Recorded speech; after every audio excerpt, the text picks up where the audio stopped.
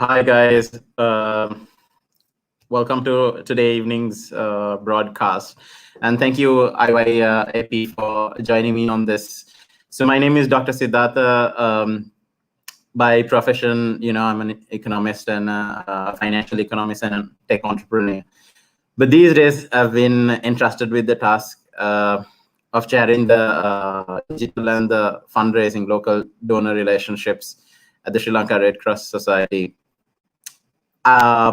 With all the years of experience in the corporate world and going all over to almost 80 countries in the world, traveling there, meeting some of the world's top economists, ministers, prime ministers, and all of them, I think COVID-19 has given us a completely different landscape, a completely different idea or a look or a feel, to what the world could be and the extent that we did not see where we could be transformed.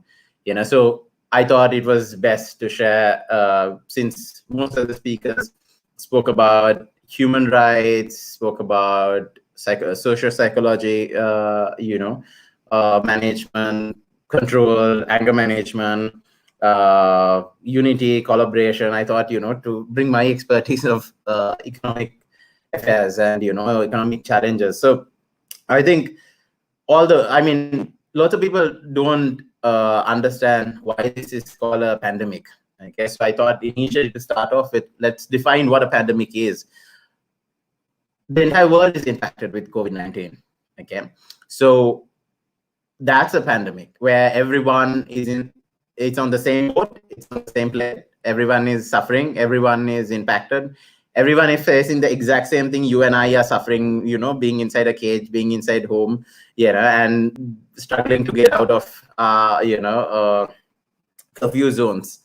So this is, I think, one of the very rare occasions that the entire world or, entire, set of countries have faced. And as you may know, the biggest countries have been the most impacted. This is the US, Italy, France, okay, the UK, okay, all the superpowers, okay, and started off also with a superpower, and that's China, and then moved into India. So to the best of my knowledge, I think over 200,000 people have already sacrificed their lives, okay, or given, in for COVID-19 and died by now.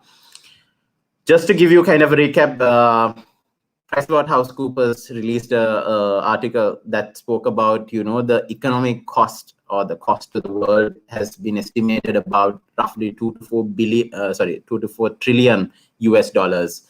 That's a huge amount. And if you want to compare the gross domestic productivity of Sri Lanka, or GDP per year, is basically about 86 billion, 86 billion US dollars. So that's a huge amount of many Sri Lankas together just because of COVID-19. Okay.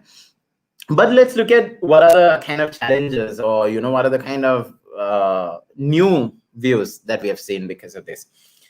Let's go back to some of our very usual Sri Lankan approaches. Those days we used to say, we need the potatoes to come from Pakistan, dal to come from India, or cheese to come from Australia, milk to be imported, or face cream to come from the UK, and fresh cream or your pizzas to come from Italy. And we were very concerned about those ones down in the lower social economic class, or what we say as living in the shanties. Those amazing people who live in Colombo 7 or the high story buildings. What has COVID-19 brought you? Okay, no potatoes from Pakistan, no cheese from Italy, okay, no fresh cream from the UK, okay. All of this has changed. But how are you living? Okay, that's the fear of death. Okay, so sometime back when, or previously before COVID-19, everyone was just so inspired to get the most expensive car. So I need the BMW, I need the limousine, I need this, or I need a 7-story house in Colombo 7, or I need this, I need that. As an economist, we always say crazy, unlimited wants today is capped by COVID-19. Okay. From presidents and prime ministers of countries to that little layman or the person on the road is facing the same struggle. Okay. And the fear of life. Look at it that way. What we couldn't control ourselves, today Mother Nature has given us to control. Be controlled, rather. Okay. So if we don't, and if this did not come into this situation, we would still be living a high life, or up there, thinking that we are unstoppable. We have X much of millions and billions in our savings accounts, and this is what we're used to. Okay. So we are not going to consume Sri Lankan goods. We are not going to consume what the local SMBs have done. We always want those big ones out there, international, big names. Okay. What has happened to all these countries today? What has happened to all these manufacturers today? I mean, without labeling names, I would say some of the world's largest airlines have drastically cut salaries of people. Okay, drastically. And some of them have laid off thousands and millions of people by now. Why? These large companies have not been able to sustain their own internal economics or financials. Okay. But on a normal day, they're the largest contributors to the most esteemed stock exchanges. Okay. But today, they were the first to issue termination notices, close downs, bankruptcy, declarations of redundancy. Where is all the reputation? If you are that successful, if you are that huge, an empire should sustain over a period of time. Okay. In that way, we're very, very proud of the local businesses that have been running. Okay. Take the largest apparel companies like MAS, to Brandix, okay, John Keel's, even small SMBs like Maliban, like Sudeshis. They have never, to the best of my knowledge, until this very moment, fired any of the employees. Which means our local brands, who we disregarded most of the time and looked at the bigger brands, today have been the only ones who have stood by you. So let's also go to some of the study being done by the Overseas Development Institute. Okay. Sri Lanka has been understood or identified as one of the most vulnerable economies in the middle class income category. Why is this? Because we are completely dependent on, or largely dependent on China. Our exports are always going to the US, UK, and the European Union. These markets are badly impacted. Okay. We are also expecting them to send from their country. We are also looking at sending our stuff to them. Okay. Now the entire world is in lockdown. How do we face these challenges? I remember when I was a little kid in school, I used to learn about this solo economic model or solo economic system, where there is a fine balance between agriculture and service. We as for what happened in Argentina a few decades ago, okay, we forget all of these principal models. We want to go into service. We want to go into profit maximization. We talk big words. We talk about, revenue enhancements. We talk about positively reforecasting. Okay. But where are fundamentals? This is brought into a lot of question right now. How do forget about big jobs. Can I eat? Can my wife eat? Can my mother, father eat? Can my children eat? Can we survive today, tomorrow, and day after? Answer to that is you need food. Forget about the big services you do. Okay. You need food on the table. You need to feed your kids. You need to feed your loved ones. And that's the need of agriculture. Proudly, I think the government has taken amazing steps to promote homegrown, vegetations. But this should have been foreseen some time back and much promoted agriculture. Okay, much promoted agriculture. When we saw a Sri Lankan farmer, or if I walk into the, what would I say, the classified, the up-end society and say I was a farmer or I did agriculture, people would look at me, not in the esteem manner I would like them to do. But if I say that I was running an automobile business, or I was a pilot, or I was someone else, or, I ran my own 10 technology companies, then people would, buff down, roll, and, wag their tail to you, because they feel that these businesses up and there are the most respected. But today, you're at home, hungry, no food, you die. Simple equation, okay? And I think it has also given our entire economy a different view. What's that view? We have been today challenged to work with the local SMBs, okay? And made sure that the local SMBs are the ones who have been, catering us, okay? So I think this is a very good time, moving forward post-COVID-19.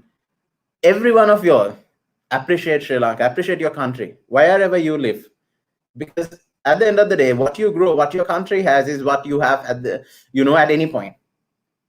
Okay. If we are self-sustaining as a country, we will largely not have to worry about, big countries talking about sanctions. I mean, we heard this 10 years ago when we fought a war against terrorism. We heard people saying that they would, or countries or nation or, heads of states saying that, some of them will pose sanctions against us.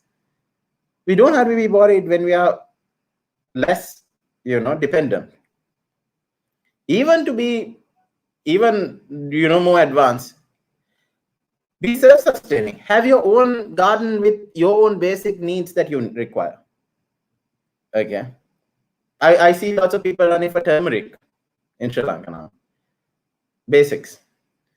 What's the challenge in planting, turmeric plants? These are no big deals. But now I think you are awake to understand that you need these things. Okay. So what are the other things? Let's start also helping our small to medium scale businesses grow. Okay. For us at the Sri Lanka Red Cross, I mean, there have been lots of international organizations as well as local organizations contributing to keep the humanitarian efforts and initiatives. Okay. Rickets, Dettol, Coca-Cola, okay, have, Cosmo Lodestar, even, have come forward in donating, or supporting to donate a lot of personal protective wear, okay, testing kits, ration packs, okay. So we're really proud to have, such brands coming forward to help us with this, global pandemic. But also, let's look at the local brands. We've had people, heads of companies like eSoft in, Metro Campus, Sudeshis, okay, Maliban, CBL, okay, and lots of these brands really coming forward to help. So we should really start appreciating our local brands, our Sri Lankan, portfolio. So moving forward post COVID-19 and hopefully after the 11th of May, okay, let's look around to help the next person trying to sell some potatoes or sell some, local productive. Don't look at them, with a different eye, because they are the ones who kept you not hungry. Okay. So in other words, I think even the government has now understood the need for public and private sector partnerships. Okay. I have seen the government took amazing initiatives to go forward and, work with organizations such as PICME to deliver goods to your household. Okay. Finally, the most important part, I think, that has given the local businesses a run of their life is technology. We were very technology resistant. Being a tech entrepreneur, I've seen when we talk about websites, e-commerce, purchase online, people never respected that in most of the companies. They saw that as, not an essential. Today, in less than 3 weeks or 2 weeks, your e-commerce sites are up. If you're not on e-commerce, you are not getting it. Your WhatsApp mobiles are functioning as, it has never functioned before. Okay. Because why? You stayed until you were pushed, okay, to go digital. So, my dear SMBs to very large scale companies, I've seen you struggle in the last few weeks to get your supermarkets online, get your products online, okay? it's time that you understand that it's not just Colombo, Kandy, and the urban cities that digitalize. Even Monoragal, Ampara, Murati, Vanni, Kilinochi. Okay, I've traveled the entire country in the last 21 days to 30 days. All of them are now digitally savvy. New generation, or 53% of our population being under the age of 30. We're all very digitalized. So if you're running your SMB startups, if you're an entrepreneur, look at it from a digital perspective. I've seen some of my friends, fabulous guys, who have transformed some of their businesses from, like, Oyo Beds, to transform their platform. Sorry, Yoho Beds. Okay, Yoho Beds to transform their business to an online shopping cart. Okay, and then businesses like iLoan, who had gone online, supporting our citizens with the document requirement. Okay, for loan extensions that is supplemented by the the banks and as a request of the government. So there are a lot of these business entrepreneurs who have come forward to help. Let's take a moment to respect them. Let's take a moment to support them and appreciate them for what they have done for once. Else, we always want our iPhones to have the international apps. Okay, we want our burgers. We want our pastas. Okay, whenever we said it was local fish, we don't like it. If it's imported, yeah, you take many boxes. COVID-19 proved you all wrong. Okay, and let's be open about it. COVID-19 had made you think your Mercedes or your range or your portfolio of vehicles have meant nothing to you. Your ultra luxury architecture of your house has meant nothing to you. Okay, your huge shopping cart which you used to buy from a crazy load of brands had made nothing to you. Your $1 million branded watch has meant nothing to you. Okay, so let's put ourselves in realistic sense. Okay, get out of all this dreamy world that you guys have been living in for the last decades. Let's take COVID-19 as an opportunity, not as a challenge, or not as a disaster or a pandemic. Let's take this. Let's be Sri Lankan. Let Sri Lanka set a role model to the world. We'll take this as a opportunity. Okay, and look at how we can grow our local businesses, how we can make a self-sustaining Sri Lanka. Regardless of whether it's agriculture, regardless of whether you're into transportation, regardless of whether you're into technology, let's take this opportunity to think differently. Let's take this opportunity also to ignore, to kill, to forget caste, race, religion, and stop all these fights against, unnecessary, measures which we have, just built in our lives. Let's move forward. Let's look at it differently. And some of my friends, always said, let's go to the UK. Let's go to the US. Let's live the best life there. Because Sri Lanka means nothing to them. Or Sri Lanka is, not a great place to live. My friends, other than those in Australia largely, are you sure you made that right decision? Never, never, never put the country that you were born in to that level. Because today you understand, being in the US, being in the UK, you don't have even a hospital bed, my friend. Okay. We as Sri Lankans, forgetting all political struggles and challenges, at least you have a great bed to lay down if you have been infected with COVID-19.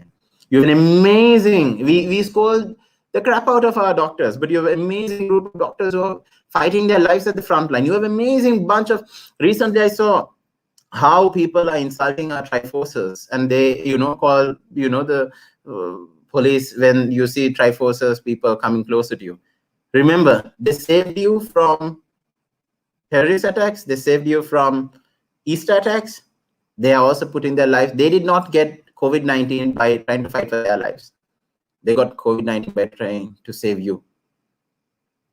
So please wake up. Okay. Let's contribute. Let's fight this battle together. So we have few economic challenges, and those are to overcome by being self-sustained, okay, by supporting our own businesses, by forgetting unnecessary race, caste, religions, and beliefs. Let's be united. And that's my fundamental message. Thank you.